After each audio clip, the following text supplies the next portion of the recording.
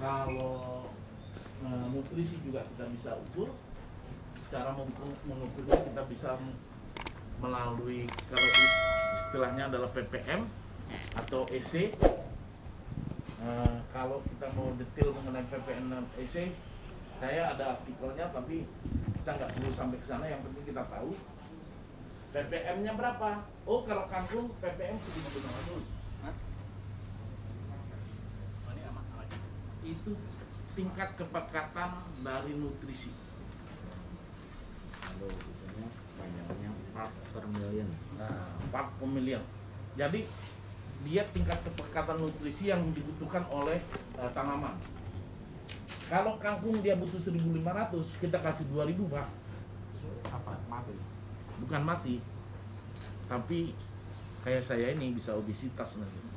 Karena obesitas nggak kuat, kuning dia, Pak. Kebanyakan Ya. yang dimaksud ppm itu adalah air yang dikandung itu makanannya banyak gitu. Ya. Begitu juga kalau kekurangan. Nah, semua jenis-jenis tanaman itu beda-beda, tapi range-nya ada yang range-nya sama, ada yang memang cenderung sangat tinggi. Contoh kubis, Pak. Jenis kailan itu tinggi sekali kebutuhan nutrisinya. Bisa 2 kali lipat dari bayam atau kangkung atau salada. Itu. Ini contoh, Pak. Ini. Oh, itu tuh, Pak. Air minum. Saya mau air minum. Tahu nggak kenapa tadi? Karena air minum biasanya pH-nya bagus, ppm-nya 0. Ini dicek juga untuk pengecekan pH dengan alat yang ada. Kita lihat langsung. Dia akan langsung mengukur, Pak, Tambah 1 itu apa? pH. pH Ini pH berapa? ya. Tapi kalau udah kita kasih nutrisi, dia akan Turun. ppm-nya yang tadi yang ini, Pak. 25. Ya. Oh, itu temperaturnya 26 derajat itu. Ya, ini ppm. Oh, Pak. pencet lagi. Ini ada ppm ya? Ya, 672 ya. Ya. Gitu.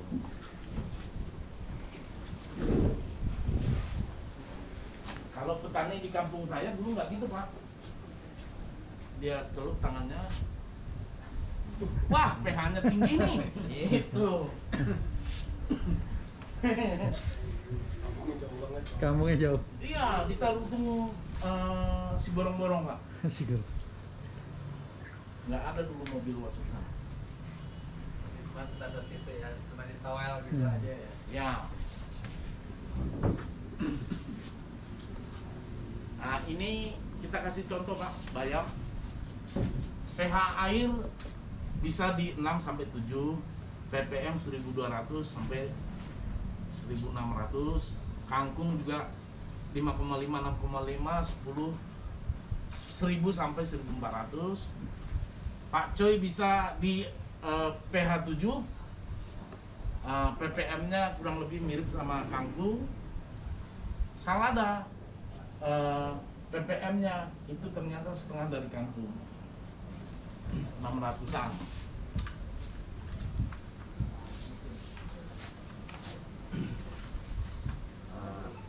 Ini penanganan hama dan penyakit. Sebagus-bagusnya rumah produksi yang kita siapkan, pasti ada celah buat hama. Nah, bagaimana supaya kita tidak pakai pestisida? Ada beberapa tips sebenarnya. Ini kita beberapa kali juga mencoba membuat dari kulit bawang putih maupun kulit bawang merah. Ada yang kita blender, airnya kita istilahnya fermentasi selama 1 hari 1 malam. Lalu begitu larutan yang kita dapat yang sudah difermentasi, kita campur air. Ukurannya kalau Setiap tanaman tuh pasti ada hama ya. Jadi ini di training ini diajarkan juga bagaimana caranya mengurangi hama di tanaman hidroponik. Jadi teman-teman jangan lupa join di training ini karena di sini akan dikasih info tips-tips langsung dari expert yang nanam tanaman hidroponik di sini. Jadi jangan lewatkan waktu yang luar biasa ini di hari libur. Anda bisa join training hidroponik langsung dari kebun. Nah, ini beberapa tips, sebenarnya banyak.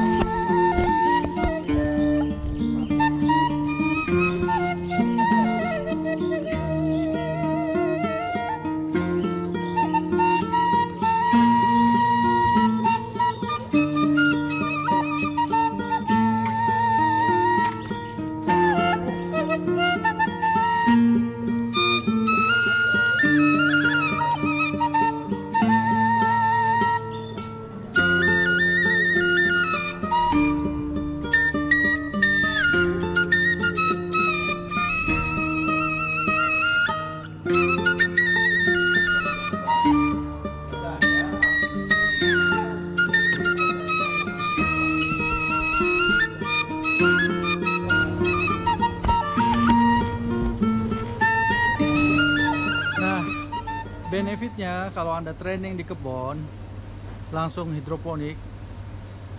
Nah, benefitnya kalau Anda training langsung di kebun hidroponik di Sentul, Anda bisa langsung setelah training makan siang Anda bisa jalan-jalan ke greenhouse satu ke greenhouse yang lain. Anda bisa bertanya langsung dengan expertnya.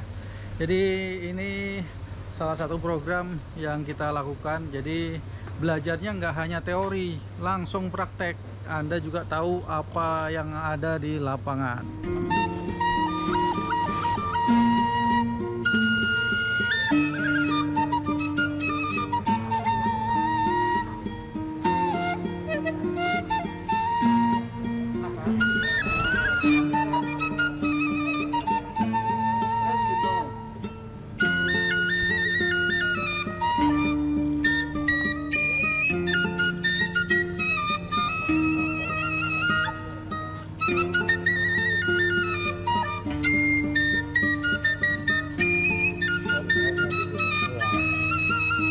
Ini apa lagi Pak Kris? Dingin ya. Nutrisi diserap sempurna itu kan air harus dingin Pak.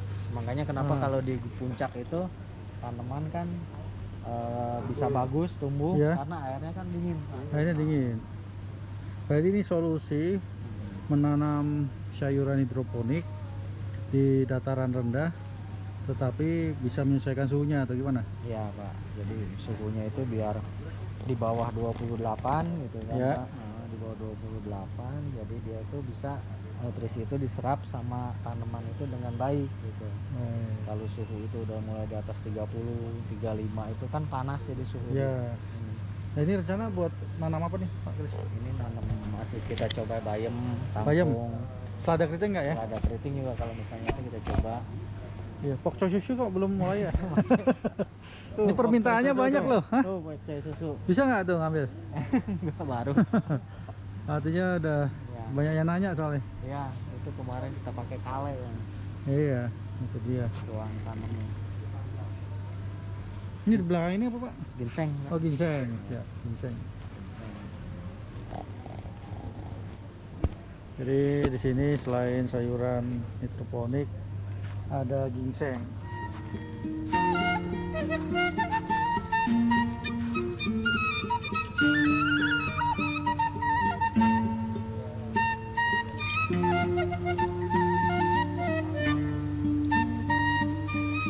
Ginseng itu kalau buat makanan apa Pak? Bikin apa ya?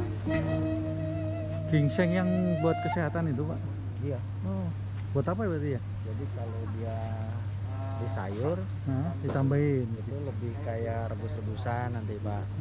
Terus ya yang paling biasa makan mie pakai ini Enak ya? kan Indomie. Kan Indomie sama ginseng. Ah, Udah direbus sama minyak gitu. langsung dimasak. Tapi dia nggak boleh lama-lama. Jadi Oh. kalau kita udah jadi nih mie-nya, masukin dia sebentar. Udah. Ah, Ininya ikut dimakan daunnya. Iya, daun. Daun ginsengnya. ah, Oh, rasanya apa ya? Ya coba Pak. Tuh. Nah terus kalau dia udah daunnya udah kelamaan, itu tua gitu ya, atau gimana, dipotong-potong, dikeringin, jadi teh. Jadi teh. Ya. Oke, banyak pelajaran di sini. Selain training di kelas, juga pengetahuan langsung sama expertnya.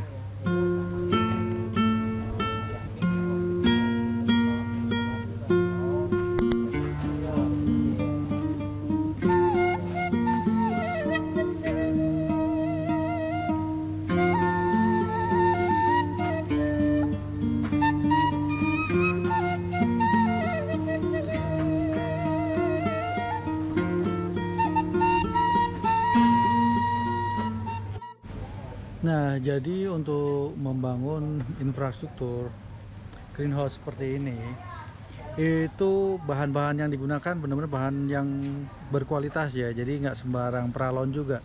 Di sini pralon yang tanpa timbal, di sini tulisannya ya. Nah, kita menggunakan pralonnya juga tanpa timbal.